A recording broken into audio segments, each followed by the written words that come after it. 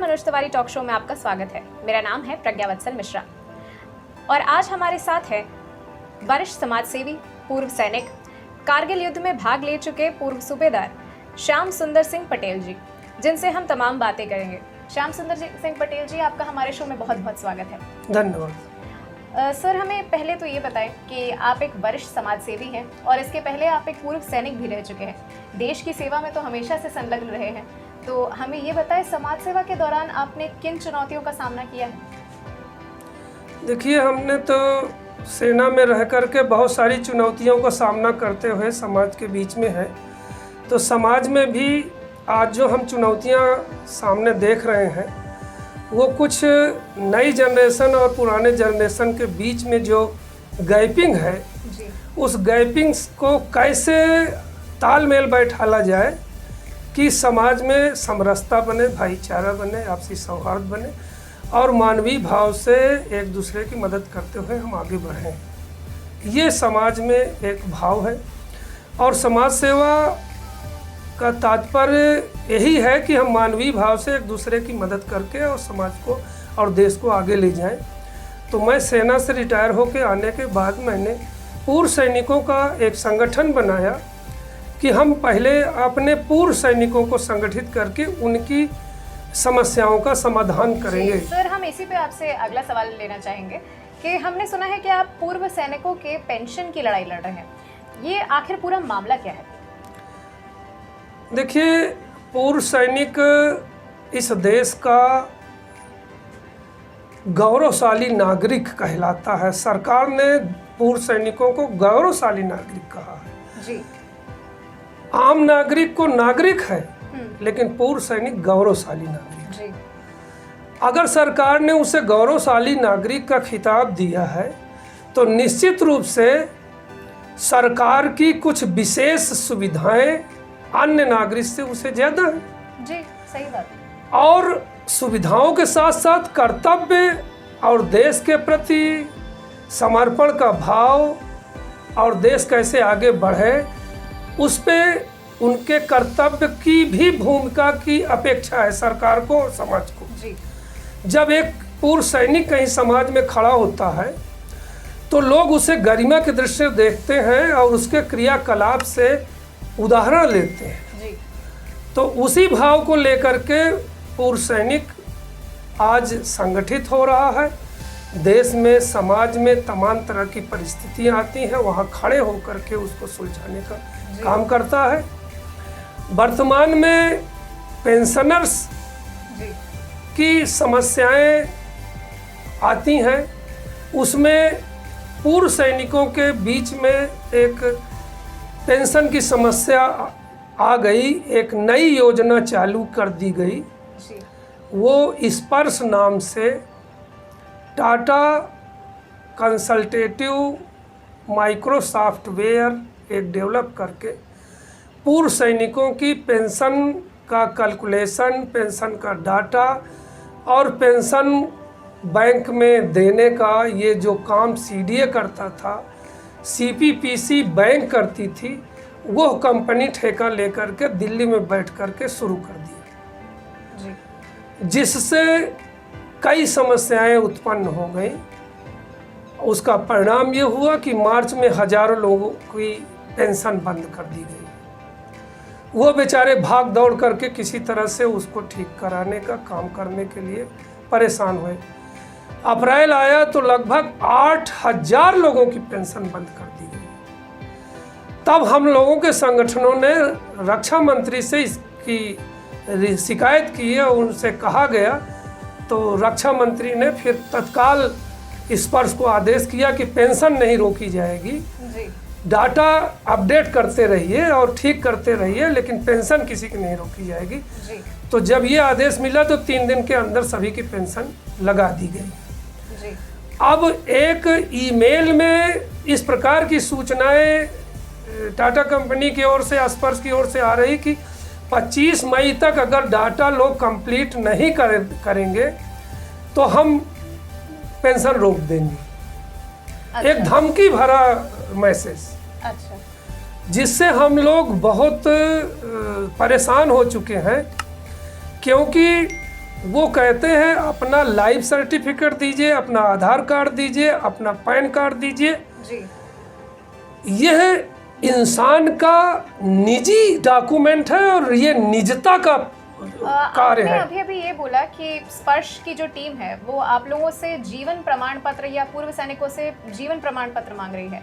हाँ। ये भी तो हो सकता है कि वो ये सत्यापित करने के लिए मांग रही हो कि कहीं किसी को गलत तरीके से ना मिल रहा हो। देखिए, जीवन प्रमाण पत्र सरकार का एक नियम है, पूर्व सैनिक पेंशनर ही नहीं सभी पेंशनर्स का, कि नवंबर और दिसंबर में बैंक में अपने को जीवित साबित करने के लिए एक डिजिटल लाइफ सर्टिफिकेट और लाइफ सर्टिफिकेट ऑन पेपर दोनों देने का नियम है, और वो सभी ने दे दिया। अच्छा। अगर नवंबर दिसंबर में ना दिए होते तो उनकी पेंशन उसी समय से 1 महीने के लिए स्टॉप की जाती है, जब वो दे देता है तो चालू हो जाती है। अच्छा। अगर किसी ने गलती से नहीं दे पाया, मान लीजिए कोई आदमी विदेश चला गया या किन्हीं वजह से कहीं बाहर चला गया, नवंबर दिसंबर में नहीं दे पाया, तो उसकी पेंशन उस महीने नहीं दी जाती और उसे सूचना दी जाती है जल्दी दीजिए जिससे आपकी अगले महीने पेंशन लग जाए। अच्छा। तो वो तुरंत भाग दौड़ के चाहे विदेश से या जहाँ से भी है वो डिजिटल लाइफ सर्टिफिकेट उसको दे करके और अपनी पेंशन अगले महीना उसको 2 महीने की पेंशन लगातार लग जाती है। अच्छा। कोई दिक्कत नहीं जी।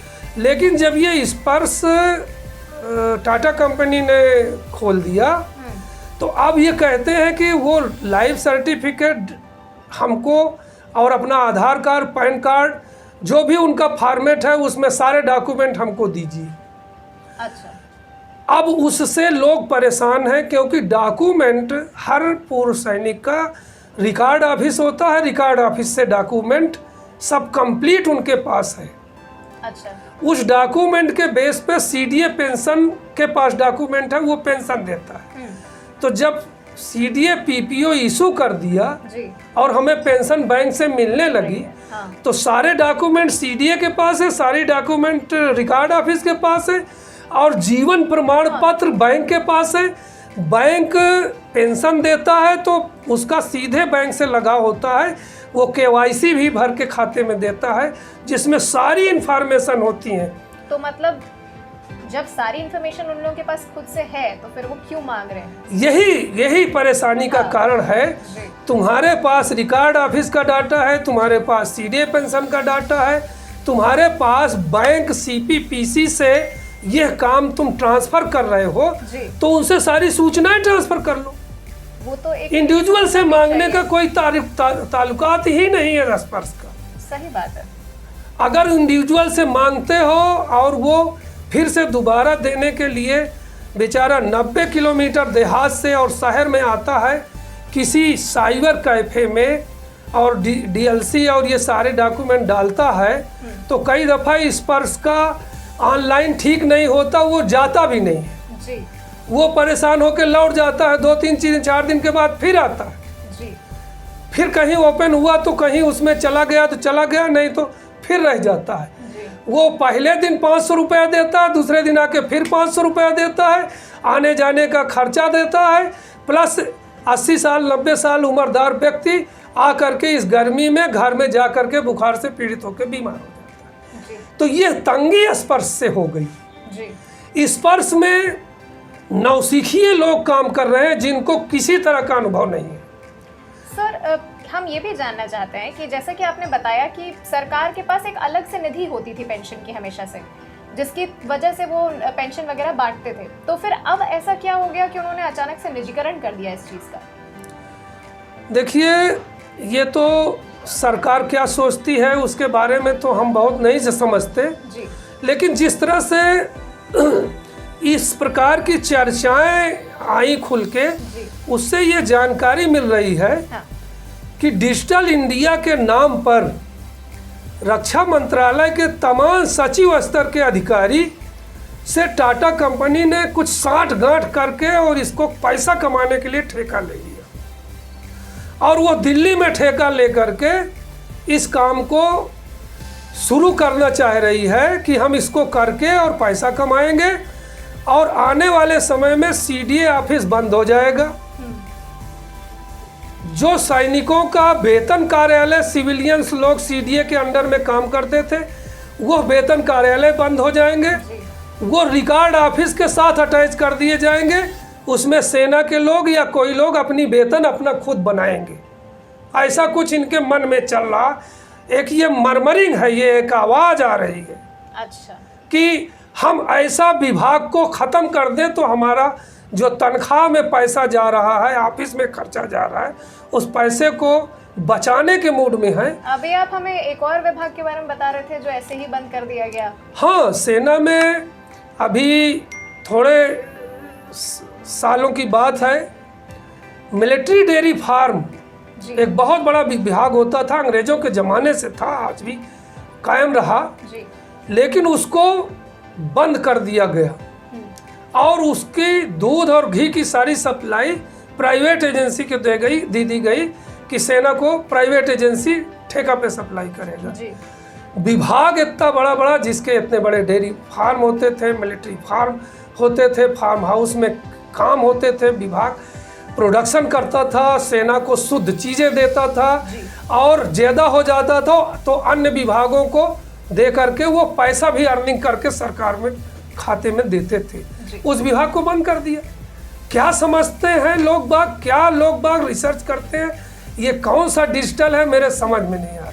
सर, ऐसे जो पेंशन की ये बात आपने उठाई है, पेंशन तो सिर्फ सैनिकों की नहीं, आम नागरिकों की भी वो समस्या है जो कि चुनाव के समय एक बड़ा सा मुद्दा बन जाती है। तो क्या ऐसा कुछ हो सकता है कि आपके संगठन पूर्णतः ये जो पेंशन के लोग हैं उन सब के लिए आवाज़ उठाएं? हाँ, हमारा ये वीर सेनानी पूर्व सैनिक कल्याण समिति प्रयागराज जी, इलाहाबाद में एक संगठन है, United Forum of Pensioners Welfare Association Prayagraj ji. उसके साथ ये संबद्ध है। अच्छा।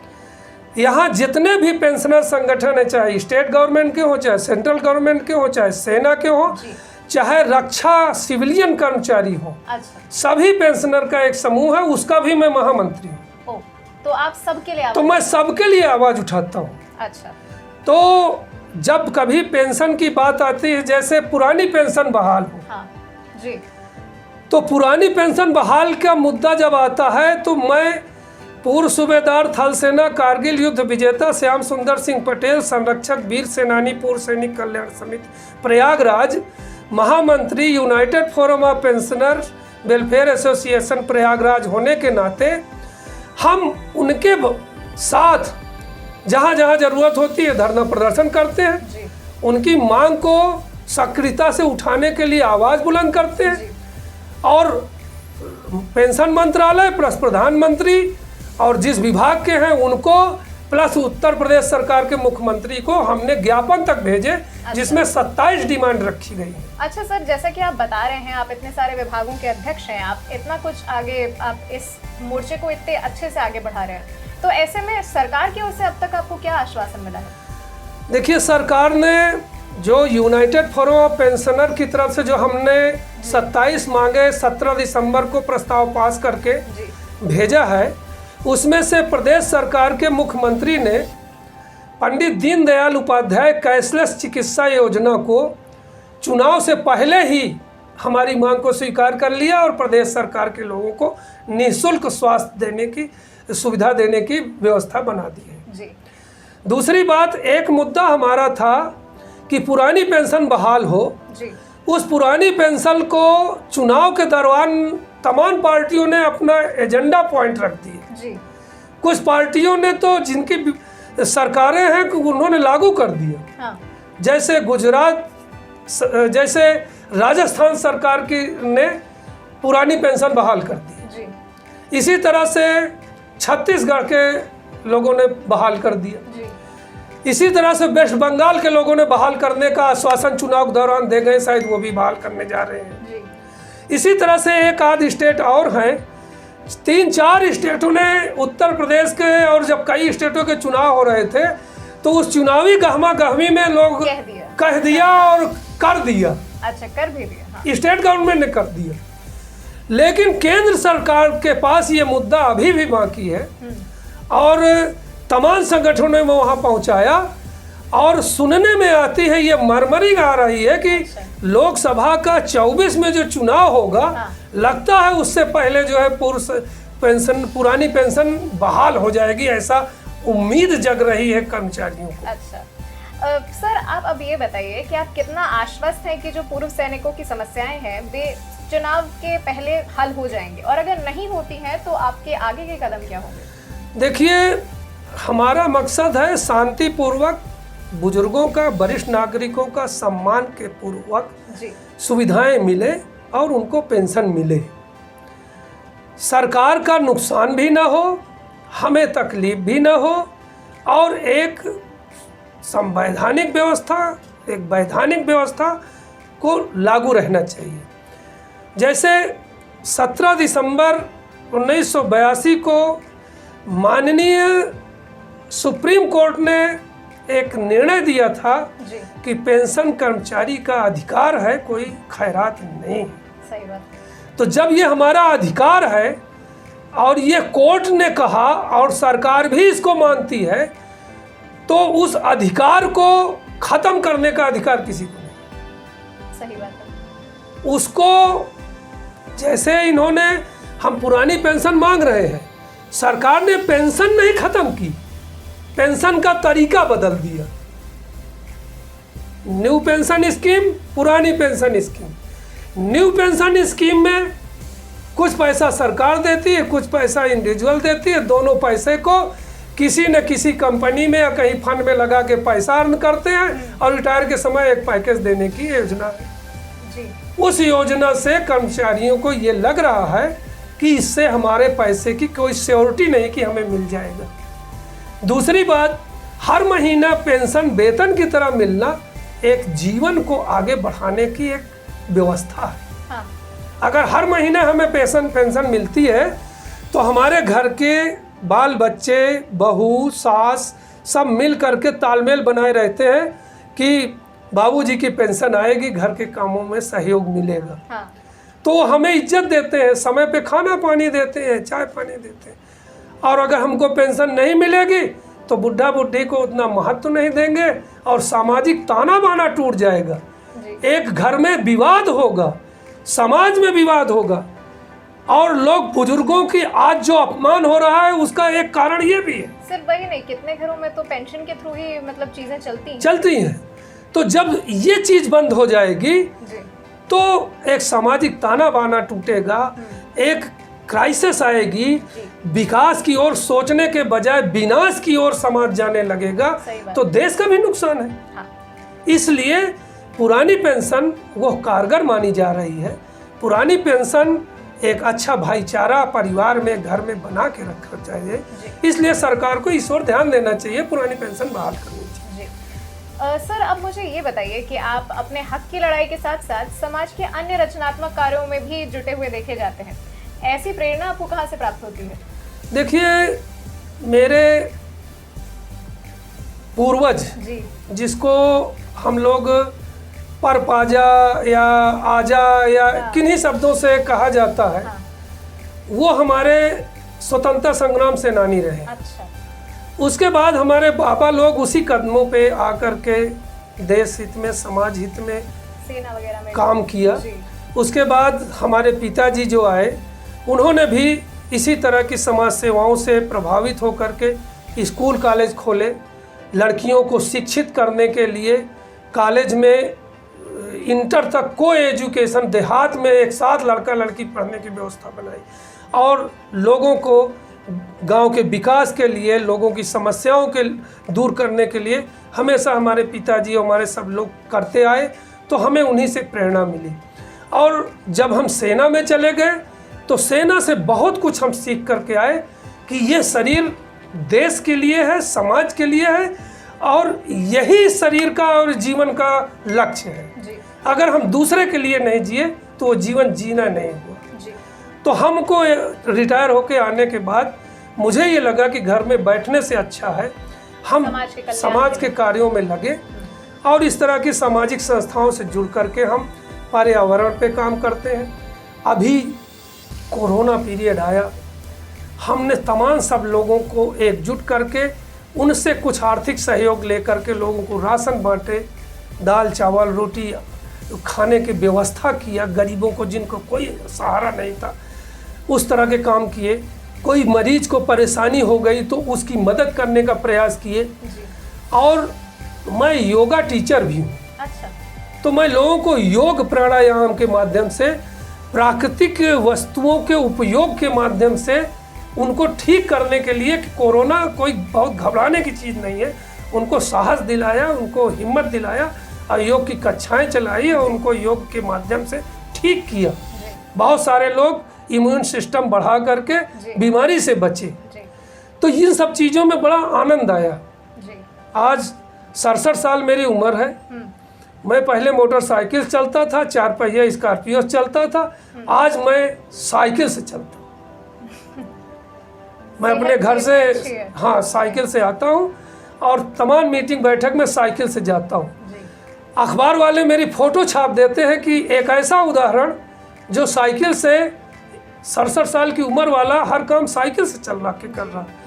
मैं इस उद्देश्य से कर रहा हूँ कि पहली बात तो मेरा स्वास्थ्य ठीक रहेगा, दूसरी बात पर्यावरण शुद्ध रहेगा, हम कोई धुआं नहीं फेंकेंगे, दूसरी बात मेरे जेब में पैसा रहेगा तो मैं उससे कुछ खा पी करके स्वस्थ रहूँगा, चौथी बात अगर मैं तेल बचाऊंगा देश का तो हो सकता है वो तेल देश के विकास के काम आवे, या सेना में विदेशियों से कभी युद्ध हो जाए तो उस युद्ध को जीतने में वो तेल काम आए। जरूर हमारे समाज को आज आपके जैसे लोगों की और आपके जैसे सोच की बहुत ज़रूरत है। इसी के साथ मैं यहाँ लेना चाहूँगी एक छोटा सा ब्रेक।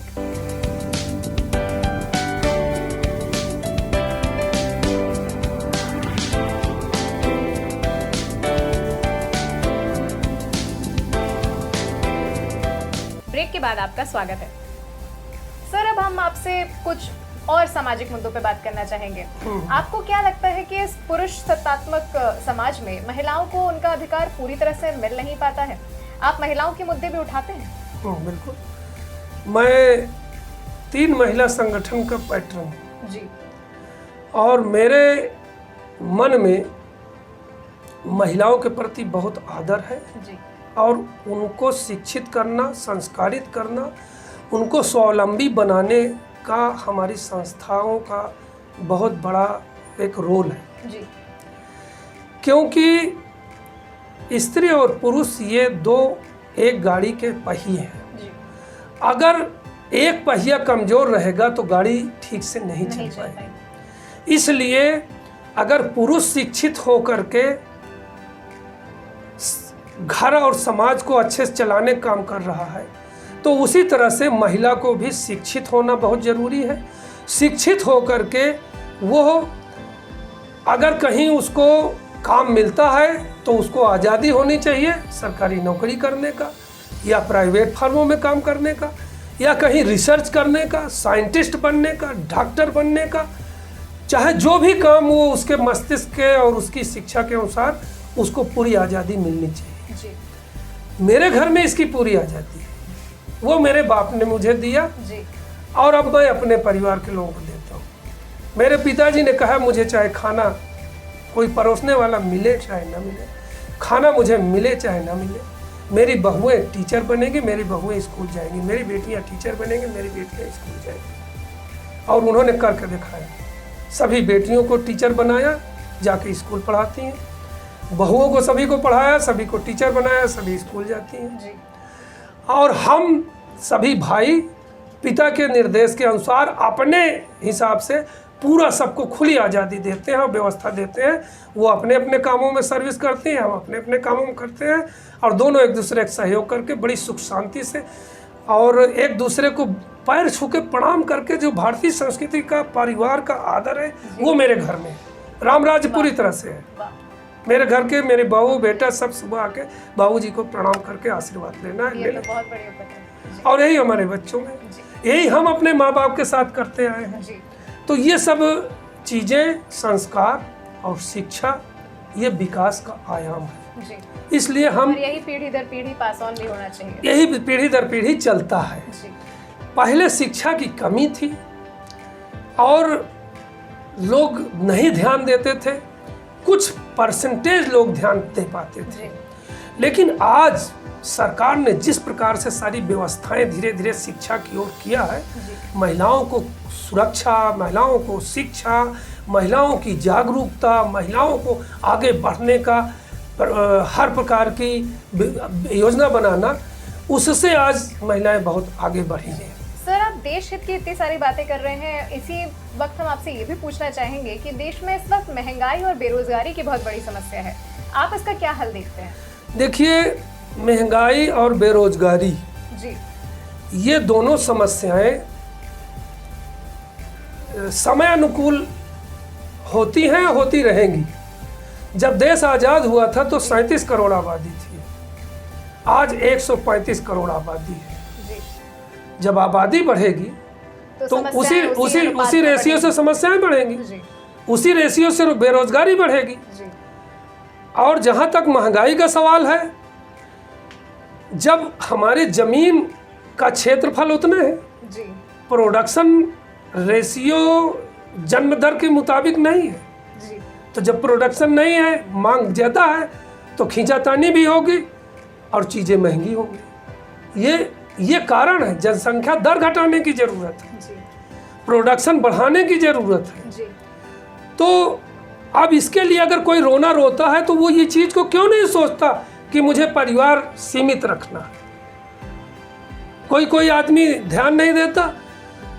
एक एक घर में, एक एक परिवार में 8-8 लड़के हैं, जी उनको न पढ़ा रहे हैं, न कपड़ा दे पा रहे हैं। क्यों 8 बच्चे पैदा किए? एक या दो में, मतलब अगर उनको भी आप एक अच्छा भाई, एक लड़का एक लड़की, हम दो हमारे दो के अलावा नहीं चाहिए।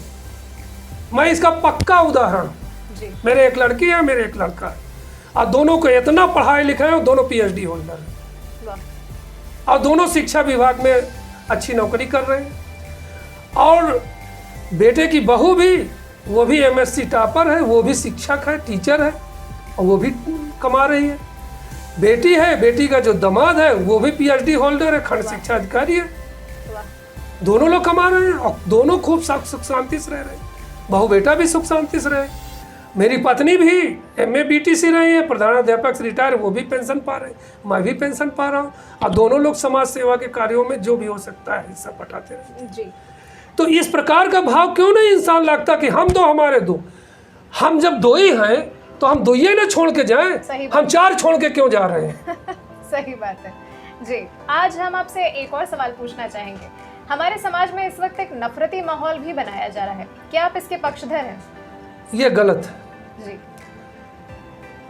इंसानियत, मानवता, सौहार्द, भाईचारा, यह जीवन को प्रमोट करने के आयाम है। जी इससे इतर कोई काम करता है तो वो मानवीय भाव या मानवीय गुण नहीं कहलाया जाएगा, सही बात है। वो चाहे कोई भी हो। सदियों से देश चला आ रहा है, तब शिक्षा नहीं थी, तमाम तरह की उस समय खींचातानी सब हुई, सब बातें हुई, लोग भूलते चले गए। भूलने के बाद आज लोकतंत्र है, सबको पूरा अधिकार है, वोट देने का अधिकार, बोलने का अधिकार, खाने पीने रहने का अधिकार। जी पहले ये सब बहुत नहीं था, जी और आज सब कुछ है। तो उसके बाद हम अगर इस प्रकार की नफरत भरी बातें करते हैं तो ये मानवीय भाव नहीं है, ये इंसानियत नहीं कहलाती। ऐसा नहीं होना चाहिए, जी सीधी सी बात है। सर, आप मीडिया से भी जुड़े रहे हैं, हम ये जानना चाहते हैं कि क्या आपको लगता है कि आज मीडिया अपनी गरिमा के अनुसार काम कर रही है? देखिए, मीडिया वक्त वक्त पे अपने हिसाब से काम करती है और करती रहती है। अच्छा। जब देश गुलाम था तो देश को आज़ादी दिलाने में सबसे बड़ी भूमिका पत्रकारों की थी, वकीलों की थी। जी ये 2 लोग बुद्धिजीवी तबका था, कलम के सिपाही थे ये लोग। जी ये लोग, जो लोग कलम से चिट्ठी लिख लिख करके घरों में सूचनाएं देते थे कि हमें इस तरह से आज आंदोलन करना है, यहाँ इकट्ठा होना है, तो अनपढ़ लोग वहाँ इकट्ठे होकर के उनके कहने पे आंदोलन करते थे, और आंदोलन कर करके अंग्रेजों को भगाने का काम किया, देश आज़ाद करने का काम किया। उससे बढ़ करके पत्रकार और अधिवक्ता या बुद्धिजीवी वर्गों ने जो काम करके दिखा दिया, आज वो सबके लिए सुखदायी है। तो ये पत्रकारों ने बहुत अच्छी भूमिका निभाई। आज के परिवेश में मैंने फिर वही बात कही जी। आबादी बढ़ी है, शिक्षा बढ़ी है, हाँ। शिक्षा के आयाम बढ़े हैं, जी। लोगों में जागरूकता आई है, जी। तो हर व्यक्ति मीडिया में रहना चाहता है। इसीलिए देखिए अभी मोबाइल में फेसबुक, व्हाट्सएप, सोशल मीडिया आ गया। जब से ये सोशल मीडिया आ गया तब से हर व्यक्ति तो मीडिया वाला हो गया। सही बात है, जिसके हाथ में कैमरा है वो एक मीडिया वाला है। कौन मीडिया वाला आज नहीं रह गया। सही बात है। तो अब जब आज सभी मीडिया वाले हो गए तो जो व्यावसायिक मीडिया वाले हैं तो दोनों में कुछ कंपटीशन तो होगा ही, हाँ। खींचातानी भी होगी, और स्तर भी गिरेगा, स्तर गिरेगा भी, स्तर उठेगा भी। जब कोई चीज गिरती है तो गिरने के बाद उठती भी चाहिए, है ना। तो आज जो स्तर गिरा है वो सोशल मीडिया के कारण जी। पत्रकारिता के आयाम बढ़ गए, हर व्यक्ति पत्रकार हो गया, ठीक है ना जी। मान लीजिए जो प्रेस के पत्रकार हैं या चैनल के पत्रकार हैं, कई दफ़ा समाज में तमाम कहीं घटनाएं घट जाती हैं, वो दोनों वहाँ नहीं होते। उस समय समाज का जो सोशल मीडिया वाला है, मोबाइल बनाओ रे, जल्दी बनाओ वीडियो, जल्दी बनाओ वीडियो, जल्दी बनाओ, तुरंत वीडियो बनाया और पूरा वर्जन लिया और लेने के बाद पोस्ट कर दिया, अखबार वालों को पोस्ट कर दिया, टीवी चैनल को, पूरे देश नहीं पूरे विश्व में फैल गई बात और उसका तत्काल इलाज हो गया। सही बात। तो आज कौन नहीं है पत्रकार, कौन मीडिया नहीं है, कौन भी है, मतलब दोनों ही तरीके से ये सारी चीजें काम कर। तो ये चीजें अच्छी हैं जी। और पत्रकारिता का स्तर नहीं घटा है जी। पत्रकारिता का स्तर अच्छा है, उसका रेशियो बदल गया है विकास के, उसके आयाम बदल गए, उसके तौर तरीके बदल गए हैं और हर व्यक्ति देश सेवा, समाज सेवा, लोगों के जन कल्याण के लिए आगे आने का काम करना चाहता है। तो वो सब पत्रकार है, उसको क्यों हम नकारेंगे कि वो पत्रकार नहीं है। कई दफ़ा लोग आपस में असली पत्रकार, नकली पत्रकार, अरे पत्रकार पत्रकार है, नकली और असली क्या है। सही बात है। जिसको पत्र लिखना आता है वो सब पत्रकार है। जी सर, पहले तो सरकार जितनी भी योजनाएं बनाती थी वो आम आदमी के भले के लिए बनाती थी, तो फिर आजकल लाभार्थियों से वसूली करने जैसे जो उपाय निकल रहे हैं वो कितने उचित है? फिर मैं वही बात कह रहा हूँ, राशन कार्ड सरेंडर और किसान सम्मान निधि की बात करें। बिल्कुल सही बात कह रहे हैं जी। मैं वही बात कहा, जनसंख्या वृद्धि सारी समस्या की कारण है। जी। जब जनसंख्या वृद्धि हो गई, उनके भोजन और उनके सुख सुविधा की व्यवस्था नहीं मिलेगी, हाँ। तो आदमी शॉर्टकट चलने की कोशिश करता है, किसी तरह से पाओ यार, खाओ पहनो। सही बात है। तो दुष्ट लोग जो है रास्ते में बड़े वालों से पैसा छीन के ले जाते हैं। कुछ लोग परिश्रम करके ले लेते हैं, कुछ लोग कहते हैं यार शॉर्टकट चलो, कागज पत्र बनाओ, फर्जी साला फ्री में राशन मिलता है, ले जाओ, ले आओ, खाओ, जिंदा तो रहना है, फर्जी कार्ड बना दिए। सही बात। तो जब आबादी ज़्यादा रहेगी तो तमाम तरह की समस्याएं आएंगी, गलत सही काम होंगे। उनको सही करने के लिए हर व्यक्ति को सोचना पड़ेगा कि मैं गलत काम ना करूं। दूसरी बात, सरकार ये कुछ व्यवस्था बनावे कि आबादी न बढ़ने पावे, आबादी रोकने का प्रयास हो, और हर व्यक्ति ये बात सोच ले कि हम दो हमारे दो। जब हम दो ही आए हैं पति पत्नी, तो हम तीसरा क्यों दे के जा रहे हैं भाई? हाँ। आप दो को छोड़ के जाओगे तो घर किसी को बांटने की जरूरत नहीं पड़ेगी। सही बात है। जमीन आपके बांटने की जरूरत नहीं पड़ेगी। तो हर व्यक्ति जागरूक हो, आबादी घटावे और सारी सुख सुविधा पावे। जी। सर, आपको नहीं लगता कि पूर्व सैनिकों का उपयोग सरकार को कुछ रचनात्मक कार्यों के लिए करना चाहिए? बिल्कुल करना चाहिए। पूर्व सैनिक बहुत एक अनुभवी और ट्रेंड व्यक्ति होता है, जिसका उपयोग पुलिस विभाग में किया जा सकता है। जी। तमाम सब जगह सिक्योरिटी गार्ड की ज़रूरत पड़ती है, जी। उनको सिक्योरिटी गार्ड में लगाना चाहिए। या समाज के तमाम क्रियाकलाप सरकार एनजीओ के थ्रू कराती है, तो पूर्व सैनिकों का एनजीओ क्यों नहीं बना देती सरकार की, नहीं हम पूर्व सैनिकों से ये काम लेंगे। हाँ। तो इस ओर सरकार को भी ध्यान देना चाहिए, हमारे पूर्व सैनिकों को भी उत्सुक होना चाहिए कि हम रिटायर होकर के बिस्तरा पकड़ के आराम ना करें। जी। आराम हराम है। क्योंकि आपके पास संघर्ष ही जीवन है। हम अपने अनुभव को देश के लिए बांटे, समाज के लिए बांटे, अपने परिवार के लिए बांटे जी। लेकिन बहुत से लोग इसको नहीं सोचते, लेकिन मैंने इसको सोचा जी। मैं प्रतिदिन ये सोचता हूँ कि मैं घर में नहीं रहूँगा। जी। मैं जैसे पहले नौकरी करता था, तैयार होकर सुबह निकल जाना, मैं आज भी उसी तरह सुबह उठता हूँ, योग प्राणायाम करता हूँ, घर की व्यवस्थाएं देखता हूँ, बातचीत करता हूँ, नहा धो के खा पी करके 10 बजे सिविल लाइन इस दफ्तर में आके पहुँच जाता हूँ। भले मुझे वेतन मिल रहा है नहीं मिल रहा, लेकिन जो मुझे आत्मसंतुष्टि मिल रही है उसकी कोई कीमत नहीं हो सकती। हाँ। जी। वेतन तो एक लिमिट हो सकती है जी। लेकिन जो मुझको संतुष्टि और खुशी मिल रही है उसकी तो कोई लिमिट ही नहीं है। सर, आप पूर्व सैनिकों के वेतन और उनके पेंशन के अलावा आप उनकी विधवाओं की समस्याओं को भी समाज में उठाते हैं? हाँ, बिल्कुल उठाते हैं। हम ये जानना चाहेंगे उनकी समस्याएं क्या होती हैं? जो वीर नारियां हैं उनको सरकार ने विधवा नहीं कहते। अच्छा। विधवा शब्द उनके लिए नहीं है। अच्छा। जो सेना के जवान शहीद हो जाते हैं उसको सरकार वीर नारी कहते हैं। वीर नारी। वीर नारी शब्द से अच्छा।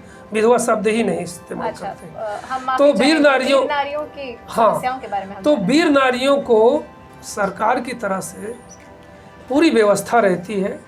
जब तक उनका है अगर युद्ध में शहीद हो गया, नौकरी पूरी नहीं हुई, तो उसको जब तक उसकी सर्विस रहती है तब तक उसको फुल मतलब तनख्वाह दी जाती है। अच्छा। जो सीधे एक्चुअल वार में शहीद हो गए। अच्छा। उसके बाद फिर उसकी पेंशन बनती है। उसके बच्चों को प्राथमिकता होती है सर्विस में जाने के लिए, सेना में या जहाँ भी उसको प्रथम वरीयता पे सर्विस दी जाती है। दूसरी बात, उनको हाउस टैक्स माफ होता है। अच्छा। और बहुत सारी चीज़ों की सुविधाएं होती हैं। वो सब सुविधाएं उनको मिलती हैं कि नहीं, इस चीज़ की अगर हमें जानकारी होती है तो हम उनकी मदद करते हैं कि तुमको तो ये भी मिलना चाहिए जी। और उसकी चिट्ठी पत्री सोल्जर बोर्ड में जा कर के लिखवाते हैं, जहाँ से मिलना चाहिए वहाँ का उनको जानकारी देते हैं। अच्छा। इस प्रकार की एक अवेयरनेस का काम संगठन करता है। अच्छा। बाकी देती तो सब चीज़ सरकार ही है। अच्छा। लेकिन सरकार की क्या सुविधाएं हैं, क्या हमें मिल रही, क्या नहीं मिल रही, उसको ज्ञान हम लोग मिल करके एक दूसरे के माध्यम से उन वीर नारियों को भी देते हैं, उनके बच्चों को भी देते हैं। प्लस अपने बहुत से सैनिक जो शुरुआती गए हैं वो कम पढ़े लिखे होते हैं और उनको आइडिया नहीं होता, तो फिर उन्हें भी जानकारी दे करके अवेयर किया जाता है। सर, हम आपसे ये भी जानना चाहेंगे कि आप समाज में अन्य क्या विकृतियां देखते हैं और आज समाज सेवियों की समाज में क्या भूमिका होनी चाहिए आपके हिसाब से? देखिए, समाज में जब घर से लड़का या लड़की या वरिष्ठ जन कोई घर से निकलता है तो मैं बताया ना कि आबादी के हिसाब से छीना झपटी पहले होती है। हाँ। तो कई दफ़ा दुष्ट किस्म के लोग मिल जाते हैं तो हाँ। उसकी पॉकेट मार लेंगे, उसका मोबाइल छीन लेंगे, अकेले देख लेंगे तो उसको लूट पाट लेते हैं। हाँ। तो इससे बचने के लिए हम संगठन के माध्यम से ये जानकारियाँ उनको देते हैं कि तुमको घर से जब निकलना है तो किस तरह से निकलना है, किस साधन से निकलना है, किस तरह से निकलना है, क्या तैयारी के साथ जाना है, और आपके पास पुलिस के और किस किस चीज़ के सबके नंबर होने चाहिए। हाँ, किसको कब किस समय समस्या पड़ जाए तो इस नंबर को फ़ोन करना चाहिए, या आवाज़ बुलंद करके अगल बगल के लोगों को आवाज़ से बुला लेना चाहिए। तो इस प्रकार की दिक्कतों से बचने के लिए अवेयरनेस करते हैं। अच्छा। साथ में कई दफ़ा गाड़ी से लोग निकलते हैं, ध्यान नहीं दिए, 2 गाड़ी वाले टकरा के एक्सीडेंट हो जाता है, वहाँ लोग गिर जाते हैं। हाँ। जब गिर जाते हैं, चोट खा जाते हैं, हाँ। तो जब हम लोग वहाँ जाते होते हैं तो तुरंत अपनी गाड़ी के किनारे खड़ी के पहले उनको उठाना, उनको होश पे लाना, उसकी थोड़ा मालिश वालिश करके फर्स्ट एड दे करके अगर वो ठीक ठाक हो जाते हैं तो उसको गाड़ी ले जाने लायक होता है तो कहते हैं भैया किसी तरह से तुम घर चले जाओ, नहीं को हम छोड़ देते हैं। और अगर कोई बहुत ज़्यादा हो गया तो तुरंत जो है एम्बुलेंस बुला करके सरकारी अस्पताल भेजते हैं, उसके मोबाइल से उसके घर को सूचना देते हैं और इस तरं से एक दूसरे की मदद करते हैं। यही समाज सेवा है, धर्मार्थ और कुछ नहीं। मान लीजिए कहीं कोई लड़की जा रही है, 4-6 लड़के चौराहे पे खड़े हैं, वो लड़की गई, उसको कमेंट पास कर दिए। उसके बाद वो लड़की नहीं सुनी, आगे बढ़ गई, तो कुछ 2-4 लड़के गाड़ी बढ़ा के उसको पकड़ने की कोशिश किए। तो इस प्रकार की जब से हम कोई चीज़ देखते हैं तो तुरंत ललकारते हैं, ए लड़को क्या कर रहे हो, इधर आओ इधर आओ, और उस बेटी को साहस दिलाते हैं और कहते हैं कि अभी तुमको सबको थाने में जेल भिजवाता हूँ। सब डर के मारे भाग जाते हैं। तो इस प्रकार से लड़कियों को सुरक्षा देना। लड़कियों को जब हम महिलाओं संगठन में मीटिंग होती है तो उसमें बताते हैं कि तुम्हारे पास घर से निकलते समय क्या क्या चीज़ें होनी चाहिए अपने सेल्फ डिफेंस के लिए। आपको किस तरह से जेब में कुछ मिर्ची का पाउडर रखना चाहिए, कोई छोटा मोटा चाकू रखना चाहिए, हाँ, या आप घर में योग प्राणायाम के साथ साथ थोड़ा सा कुछ ऐसी सेल्फ डिफेंस की चीज़ें सीख रखो। हाँ, दूसरी बात, आपके पास पूरे नंबर होने चाहिए मोबाइल, कहीं कोई बात पड़ जाए। और शर्माना नहीं है, तुरंत आवाज़ बचाओ बचाओ, इस प्रकार के जो आवाज़ किया जाता है वो चिल्लाना भी है, तो लोग मदद के लिए दौड़ेंगे। अभी इतना इंसान अमानवीय नहीं हो गया। चंद लोग दुष्ट हैं, हम नहीं कहते, दुष्टों की कमी नहीं है, कुरैशियों के आधार पे वो भी संख्या उनकी बढ़ी हुई है, लेकिन कानून इतना तगड़ा धीरे धीरे होता जा रहा कि उनकी संख्या कम हो रही है। जी, अंत में हम ये जानना चाहेंगे कि समाज सेवियों से और सरकार से आपकी क्या अपील होगी? देखिए, समाज सेवी होने के नाते सरकार की सभी योजनाओं को जन जन तक पहुंचाने का हमारा एक बीच का रास्ता है। हम उनकी योजनाओं को वहां तक पहुंचाते हैं और जनता की आवाज़ को उनके माध्यम तक पहुंचाने का काम करते हैं। जी। यही एक समाज सेवा है। जी। और समाज सेवा को अगर आप समझें तो दूसरा रूप पत्रकारिता है। जी। पत्रकार या मीडिया के लोग यही तो करते हैं। जी। सरकार की आवाज़ जनता तक, जनता की आवाज़ उनके तक पहुंचाना, यही मीडिया का काम है, यही सामाजिक संस्थाओं का काम है। ये काम हम लोग करते हैं और उसके माध्यम से सरकार विकास करती है और समाज में शांति, चैन, अमन, भाईचारा आता है। जैसे होली आती है, दिवाली आती है, ईद आती है, तो पीस कमेटी की मीटिंग डीएम एसएसपी साहब लेते हैं। हम जितने शहर के जिला भर के समाज सेवी है सबको बुला लेते हैं और सब लोग वहाँ पहुँचते हैं, तो वहाँ बातें करते हैं, वो कुछ व्यवस्थाएं बताते हैं, ऐसे ऐसे आपको निकलना है, ऐसे व्यवस्था करना, उसको हमें मानना है। कुछ हम लोग बताते हैं कि साहब ये समस्या इस चौराहे फेस की जाती है हमेशा, तो वहाँ पे फोर्स लगती है, वहाँ पे हम खड़े होते हैं और एक मानवीय भाव के नाते उम्र दराज और सब तरह के लोग वहाँ खड़े होकर के संगठन के माध्यम से, जिससे किसी तरह की घटना न घटे, उस घटनाओं को रोकने का काम करते हैं। और जब घटनाएं रुकती हैं, शांति, चमन और आपसी सौहार्द, भाईचारा रहता है, तो देश विकास करता है। अशांति से न तो देश विकास हो सकता है, न परिवार का विकास होता है, न व्यक्ति विशेष का विकास। इसलिए शांति, चैन, अमन, भाईचारा और इंसानियत होनी बहुत जरूरी है। जी, इसी के साथ श्याम सुंदर सिंह पटेल जी, आपका हमारे शो में हिस्सा लेने के लिए बहुत बहुत धन्यवाद। आपका भी बहुत धन्यवाद। आपने हमारे से आज जानकारियाँ बहुत सारी लिया और बहुत जानकारियाँ दिया, जिसके लिए आप सभी बधाई के पात्र हैं। बहुत बहुत धन्यवाद। तो जैसा कि आपने देखा, हमारे साथ थे पूर्व सूबेदार, पूर्व सैनिक, कारगिल युद्ध में भाग ले चुके श्याम सुंदर सिंह पटेल जी, जो कि एक वरिष्ठ समाज सेवी भी हैं। इन्होंने हमें समाज सेवा से जुड़ी और पूर्व सैनिकों की समस्याओं से जुड़ी काफ़ी सारी जानकारियाँ दी। ऐसे ही कई दिग्गजों से आपकी मुलाकात हम कराते रहेंगे। देखते रहिए मनोज तिवारी टॉक शो और इजाज़त दीजिए मुझे, यानी कि प्रज्ञा वत्सल मिश्रा को।